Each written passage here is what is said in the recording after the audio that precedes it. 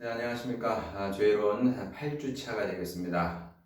먼저 일정을 잠깐 말씀드리면, 여러분 아시는 것처럼 우리 신대원에서 그 비대면 수업을 학기 말까지 계속 진행하기로 그렇게 결정을 했습니다. 그래서 우리도 당연히 그 결정에 따라서 수업을 진행해야 될 것 같고요. 그래서 안타깝게도 우리가 계획했던 것처럼 함께 모여서 이렇게 강독을 한다든지 이런 것은 이제 어려워지게 됐습니다. 그래서 조금 저로서도 좀 아쉬움이 있는데, 왜냐하면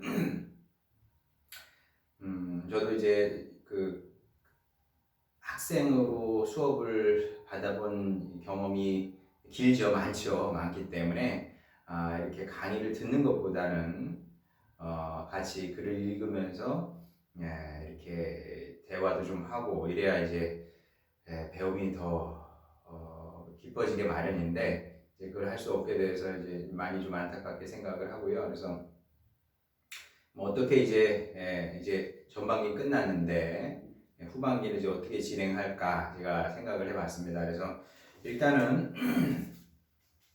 제가 준비한 강의를 이제 계속 해야 되고요. 그래서 성경이 말씀하는 이제 죄가 무엇인지 그것에 대해서 뭐 앞으로 몇 시간 더, 몇 주 더 하고 일단은 하도록 하겠습니다. 그리고 나서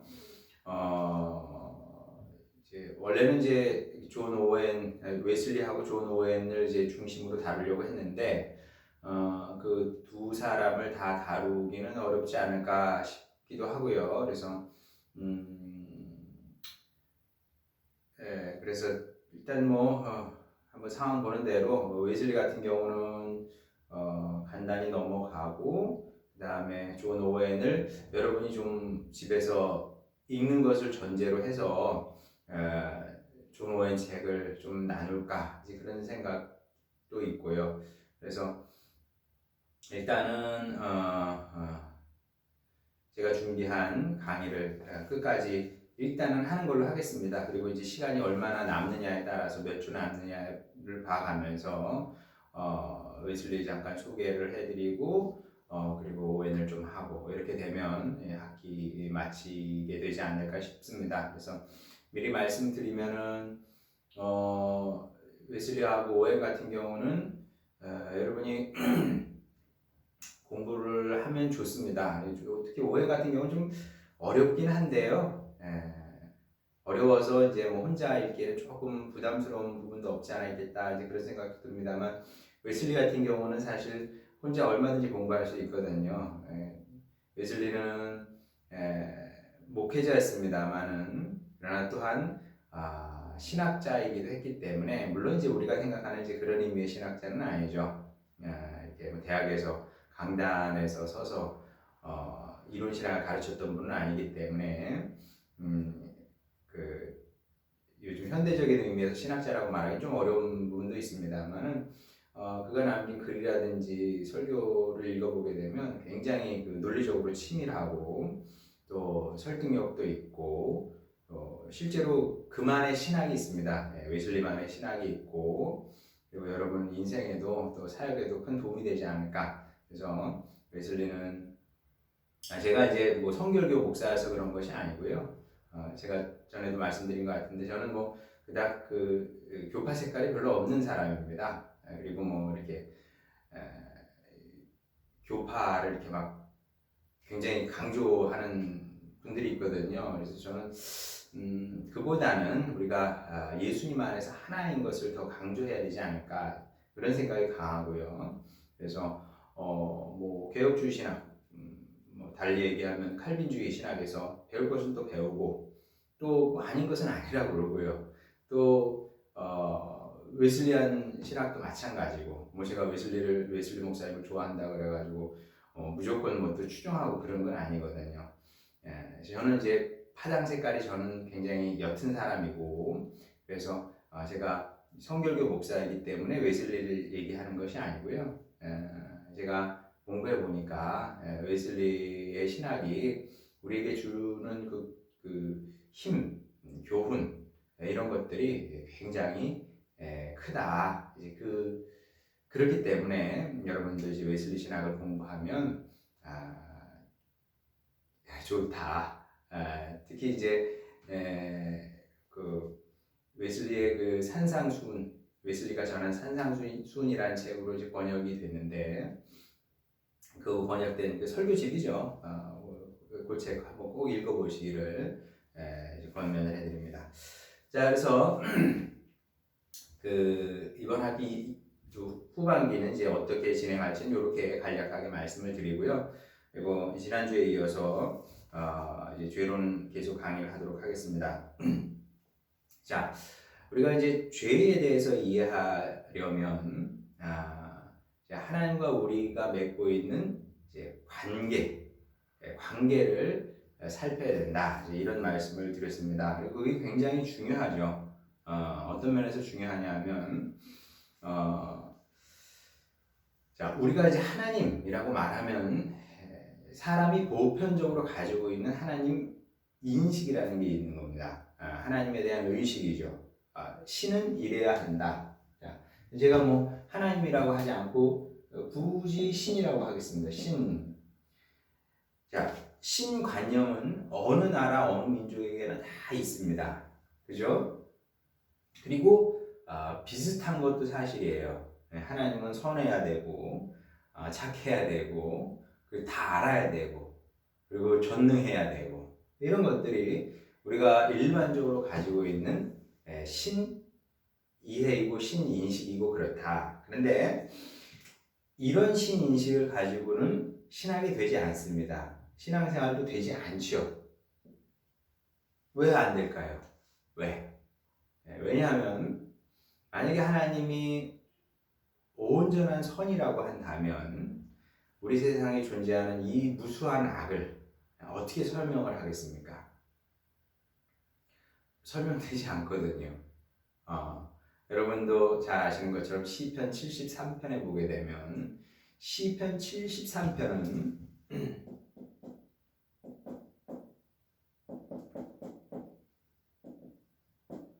신정론의 문제를 다룹니다. 시편 73편 기자가 너무 고통스러웠습니다. 왜 나는 하나님 앞에서 선하고 착하게 살려고 무지하게 애를 쓴다는 거예요.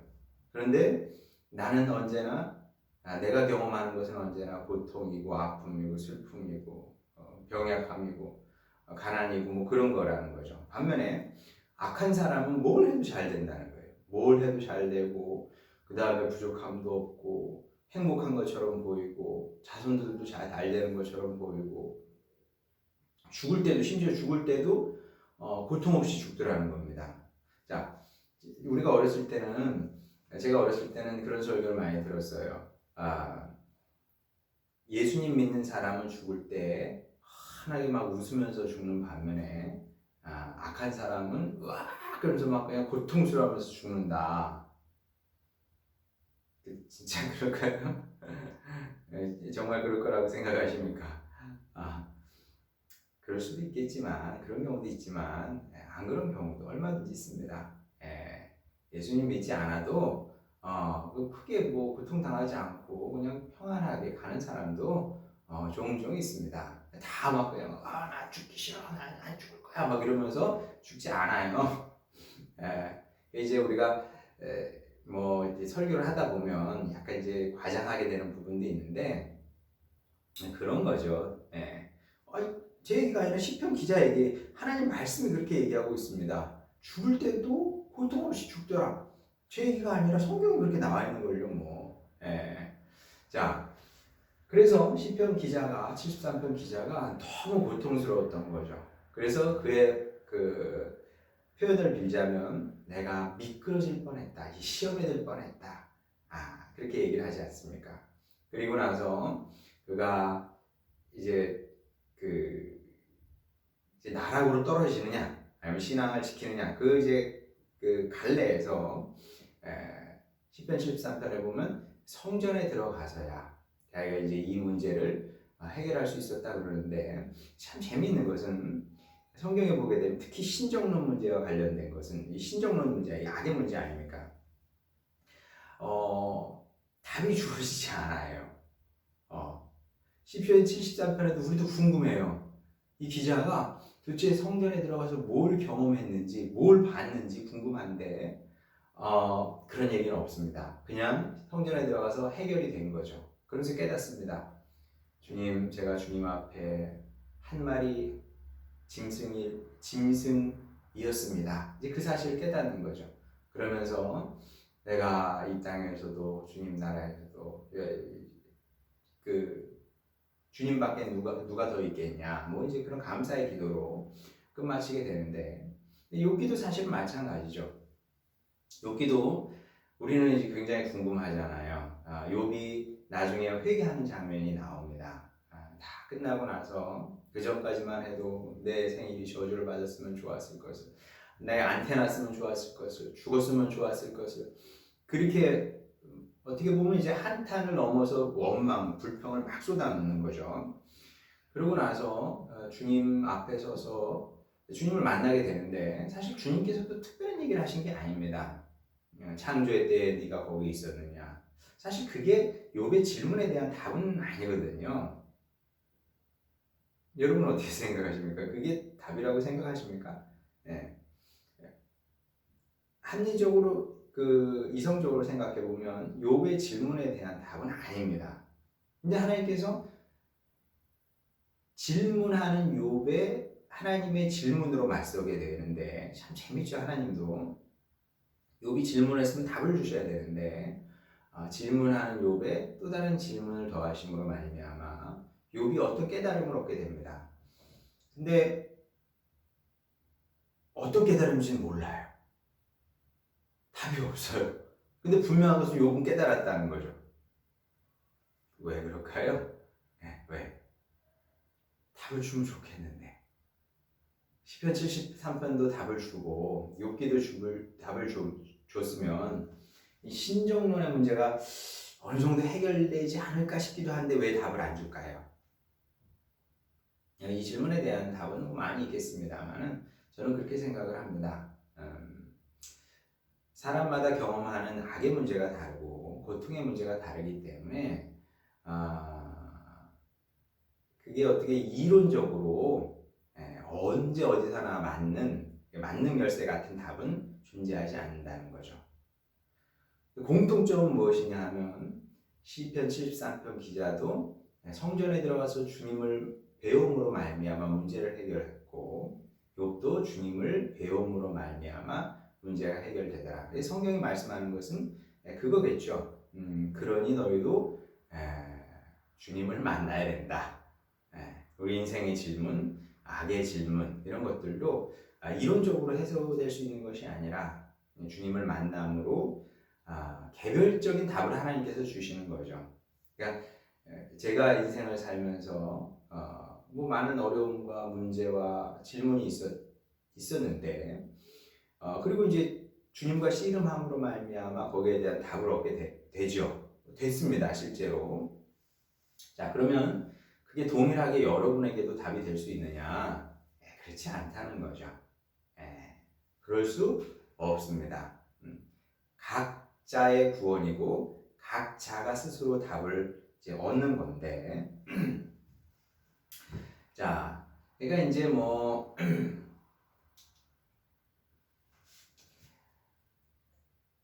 성경이 말씀하는 이제 하나님의 문제, 하나님은 이렇게 우리가 생각하는 그 보편적으로 가지고 있는 신개념과는 굉장히 다르다는 겁니다. 달라서 우리가 일반적으로 가지고 있는 신개념을 갖고 신앙생활을 하게 되면 필연적으로 시험에 들 수밖에 없는 거죠. 시험에 들 수밖에 없고 우리가 믿는 하나님이 정말 있느냐, 이제 어느 순간 이제 이런 어려움에 닥치게 됩니다. 그래서 제가 지난 시간에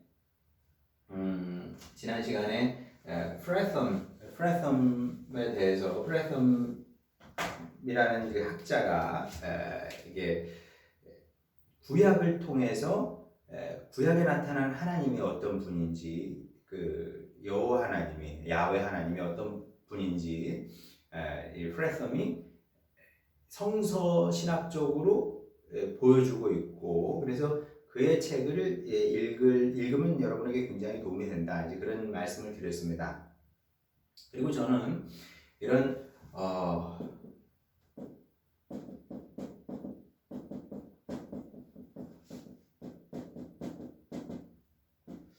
제가 조직신학을 전공을 하고 있습니다만, 이 성서신학과의 대화는 이런 점에서 굉장히 중요하다고 생각을 합니다. 반드시 모든 조직신학은 성서신학과의 긴밀한 대화, 그리고 성서신학자들에게 굉장히 많이 배워야 돼요. 귀를 쫑긋 세우고 계속 배워야 되는 겁니다. 왜냐하면 프레썸 같은 경우 질문하지 않습니까? 저 하나님에 대해서 누구나 다 말을 한다. 다 하나님을 믿는다고 그런다. 그런데 도대체 우리가 믿는 하나님은 어떤 하나님이냐? 어떤 종류의 하나님이냐? 어떤 분이냐? 우리가 일반적으로 가지고 있는 거 말고 그런 생각 말고 그런 질문을 하거든요. 자, 근데 프레썸만 독특한 게 이제 이런 점에서 성서 신학은 조직 신학자들이 놓치게 되는 그런 하나님의 성품에 대해서, 하나님께서 실제로 일하시는 방법, 하나님께서 어떤 방식으로 이 세상에 존재하시면서 그리고 사람과 관계를 맺느냐, 이런 것들을 실제적으로 보여주는 거거든요. 이건 뭐 이성으로 알 수 있는 게 아닙니다. 이성을 알 수 있는 것이 아니고 성경을 통해서 드러난 것을 배워야 되는 거죠. 그 말씀을 통해서 배움으로 알게 되는 건데, 프레썸만 그런 것이 아니라 제가 또 하나 책을 가져왔는데, 신약에도 성서신학 책 중에, 자, 한번 보실까요? 자, 이런 책이 있습니다. 다행히 번역이 됐어요. 한번 제가 번역된 책을, 자, 존 바클레이,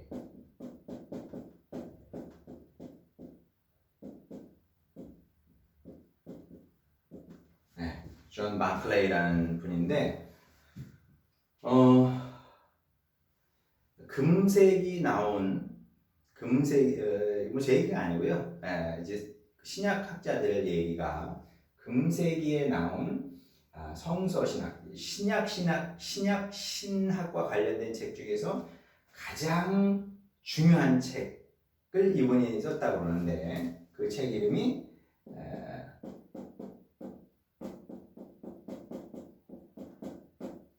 바울과 선물이라는 책입니다. 자, 그게 이제 이 책인데, 보시다시피 벽돌 책이죠. 영어로 650 쪽이 넘으니까 우리말 번역으로는 뭐 못해도 800쪽은 되지 않을까 싶고요. 그래서 이 책을 읽으라고 제가 추천은 하지 않겠습니다. 이 책을 읽으라고 추천하지 않고, 다행히 바클레이가 이 책이 너무 두껍고 또 어렵기도 하니까 여기에 담긴 거의 모든 내용을 담되 조금 더 발전시킨 아주 비교적 훨씬 더 쉽게 이해할 수 있는 또 다른 책을 썼는데,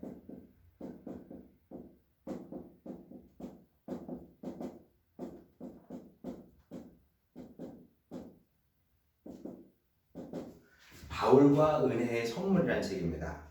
자, 이 책은 제가 여러분에게 적극 추천을 합니다. 그러니까 이 책은 읽으셔야 돼요. 이건 읽어야 됩니다. 여러분, 바클레이가 금세기 가장 중요한 그 신학자랍니다. 그리고 뭐 이렇게 얘기하면 뭐 다른 얘기 할 사람이 많겠죠. 근데 그만큼 중요한 사람이고, 여기서 이제 그러니까 바울과 선물이라는 책을 통해서 바클레이가 그러니까 하나님과 사람이 어떤 관계성 속에 있는지 아주 잘 보여주는데, 이런 면에서 존 바클레이는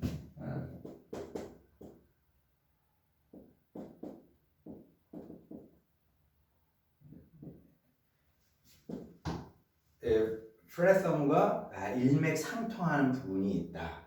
이 둘의 신학이 일정 부분 서로 상응하는 부분이 있다는 거죠.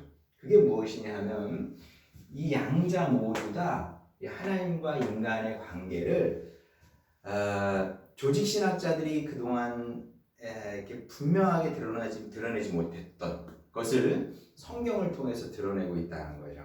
그래서 이제 프레썸은 이제 곧 탈기하게 될 테니까 존 바클레이의 주장을 아주 간략하게 얘기하면 그렇습니다. 뭐 지금이 뭐 성서신학 시간이 아니기 때문에 바클레이가 하고자 했던 얘기를 간략하게 말씀을 드리면, 자, 우리는 은혜라고 그러면 일방향성을 생각을 한다는 거죠.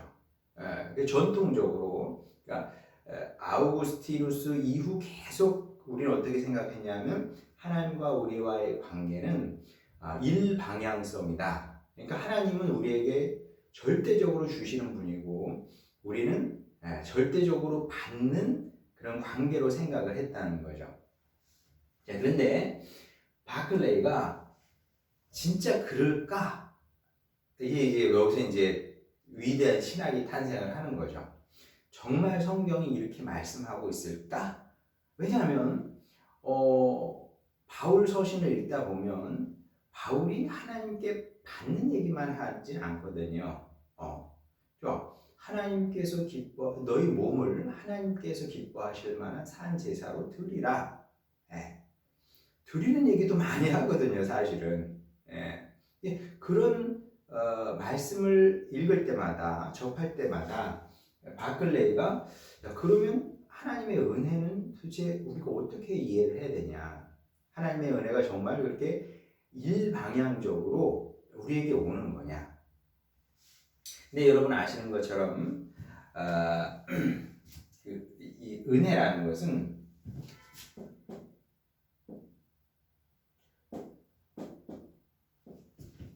카리스 아니 카리스가 뭐예요? 카리스가 은혜인 동시에 또한 선물이거든요. 이게 이제 중요한 겁니다. 이 바클레이에 있어서 은혜와 선물이 한 단어라는 것은 굉장히 중요해요. 왜 중요하냐면 바클레이가 이 카리스라는 단어가 성경뿐만 아니라 그 당시 그레코 로만 시대의 문헌에서 어떤 맥락에서 쓰였는지 바클레이가 뭐 몽땅은 아니지만 굉장히 많이 찾아본 겁니다. 찾아보니까 중요한 공통점이 발견이 되더라는 거죠. 그레코 로만 시대의 그러니까 그레코 로만 시대의 은혜 혹은 선물은 절대 일방향성이 아니었다는 겁니다. 그러니까 예를 들어서 내가 어떤 사람에게 카리스를 베풉니다. 자, 그러면 카리스를 베풀 때는 나는 그냥 날 줬으니까 끝, 이런 전제로 카리스를 주는 예는 없더라는 거예요.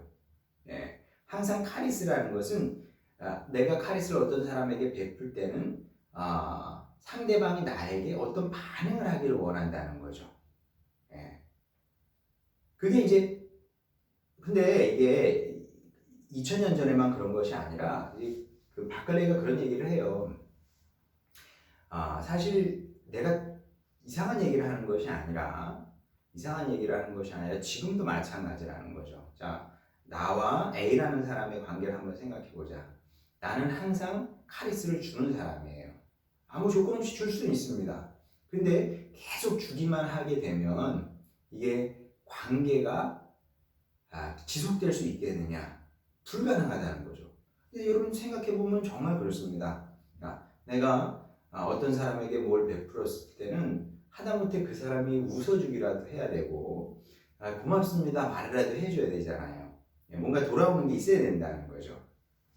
근데 그레코 로만 시대에는 그런 색채가 훨씬 더 강했고, 그리고 이런 그 결과적 사실을 그레코 로만 시대의 카리스의 용례를 그대로 가지고 와서 신약 성경을 보니 신약 성경에도 그런 요소들이 굉장히 많다. 그래서 하나님께서 우리에게 값없이 은혜를 베푸시는 건 맞습니다만은 받은 우리가 흔히 하는 얘기 이제 먹튀라고 그러잖아요. 먹고 튀어. 그런 걸 얘기하는 건 아니다. 그러니까 하나님께 받은 우리는 당연히 우리는 우리 나름대로 표현을 해야 되는데 그것이 이제 감사일 수도 있고 그리고 그것이 삶의 변화일 수도 있고 그래서 이제 그리스도를 닮아가는 사람으로 하나님을 닮아가는 사람으로 변화되는 것 그것이 이제 이 하나님께서 우리에게 베푸신 카리스에 대한 응답인 것이고 하나님은 우리에게 그걸 요구를 하신다는 것이 존 바클레이의 아주 핵심 주장입니다. 이제 하나님과 우리와의 관계가 일방향적인 것이 아니고 우리는 지금까지 그렇게 생각을 해왔어요. 우리는 하나님께 그냥 값없이 은혜를 누리는 거다. 이 값없이 은혜를 누리는 그거에 너무 방점을 찍은 거죠. 그러다 보니까 이게 삶의 변화도 없고 그리고 또 이제 무슨 감사할 줄도 모르게 되고 뭐 그런 부작용이 일어나는 것처럼 그런 것들에 대한 바클레이의 이제 비판일 수도 있겠죠. 그래서 어쨌든 존 바클레이가 주장했던 것은 무엇이냐면 하나님과 우리와의 관계를 성경적으로 제대로 이해를 해야 된다. 절대 일방향성이 아니고 이것은 상호성이다. 이 굉장히 중요한 겁니다. 상호성.